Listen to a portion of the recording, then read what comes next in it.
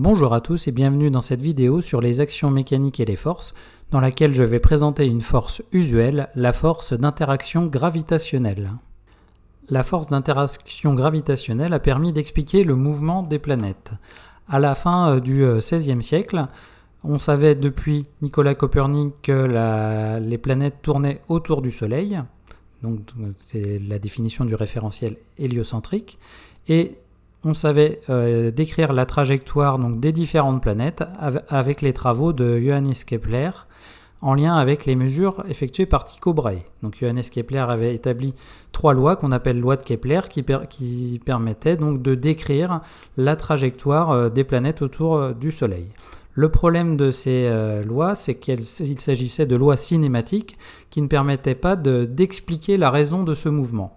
Il faudra attendre donc le XVIIe siècle avec les travaux d'un physicien anglais qui est Isaac Newton, qui va publier donc dans un ouvrage célèbre que l'on appelle les Principia Mathematica, les 3 lois du mouvement, dont l'expression de la force d'interaction gravitationnelle qui permet d'expliquer le mouvement des planètes.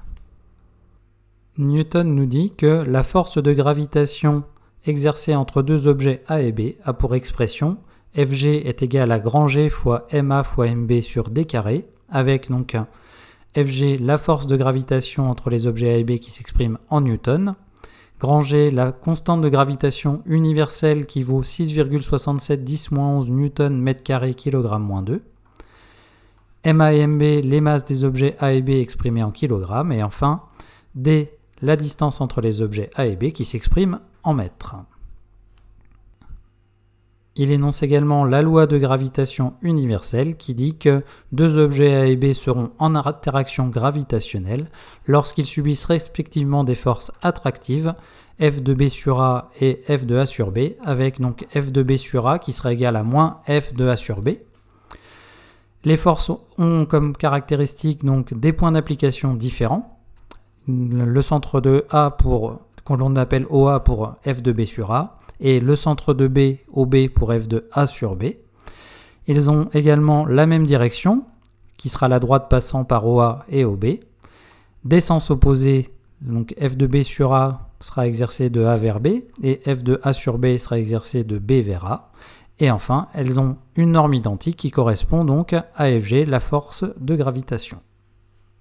On utilise généralement donc un vecteur unitaire UAB pour pouvoir représenter les forces ou les exprimer.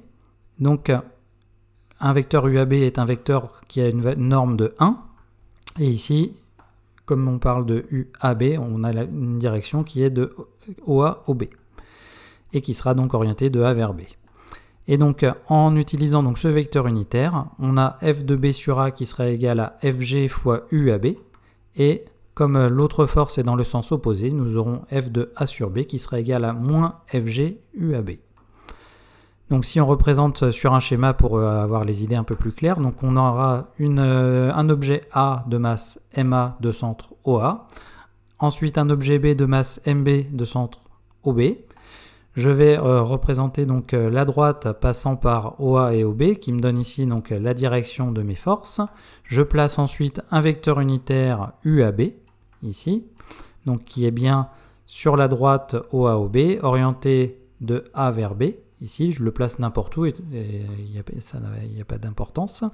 Et ensuite, donc, je vais pouvoir représenter mes forces. Donc tout d'abord, je vais également préciser que la distance entre OA et OB correspond à D ici, qui va me permettre donc de calculer la force de gravitation. Et ensuite, donc, je vais pouvoir représenter mes forces. Tout d'abord, F de B sur A, donc l'action de B sur A s'applique en OA et donc attire l'objet vers B, donc F de B sur A. Et ensuite l'action de A sur B, donc A exerce une force sur B qui s'applique en OB, qui attire donc B vers A, et donc F de A sur B. Et donc j'ai représenté ici. On voit bien que F de B sur A et UAB sont dans le même sens, donc un signe positif. Donc alors que F de A sur B et UAB sont dans ce sens opposé, d'où le moins dans l'expression vectorielle. Donc voyons un exemple de force d'interaction gravitationnelle avec le cas donc des forces exercées entre le Soleil et Jupiter.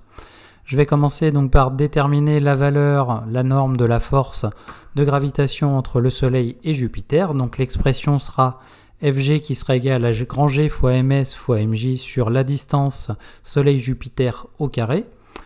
Je cherche ensuite donc les différentes valeurs correspondantes. Donc grand G vaut toujours 6,67 10-11 newton mètre carré kg moins 2.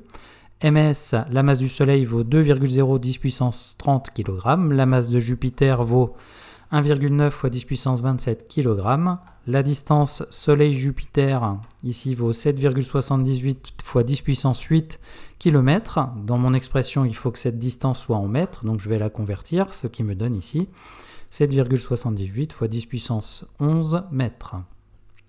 Je vais pouvoir remplacer je vais mettre mes valeurs numériques donc, dans l'expression. Donc Fg est égal à 6,67 10-11 fois 2,0 fois 10 puissance 30 fois 1,9 fois 10 puissance 27 sur 7,78 fois 10 puissance 11. Attention ici, ma distance doit être mise au carré. Il ne faut surtout pas oublier ce carré, sinon c'est une source d'erreur très fréquente. Et donc je fais mon application numérique. Je vois que j'ai 3 chiffres significatifs, 2, 2 et 3, donc je vais en garder le plus petit nombre, c'est-à-dire 2, donc j'obtiens ici une force de gravitation qui est de 4,2 fois 10 puissance 23 newton.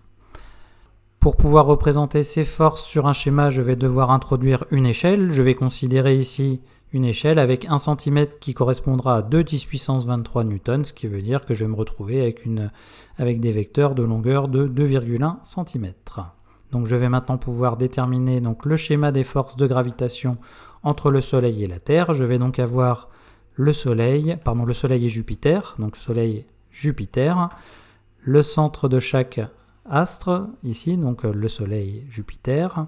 Ensuite, la droite passant par leur centre, un vecteur unitaire USJ, donc orienté du Soleil vers Jupiter.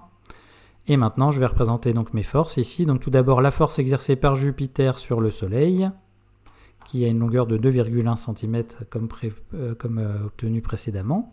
Et la force exercée par le Soleil sur Jupiter, qui est dans ce sens. Donc j'obtiens ici donc, mes deux forces.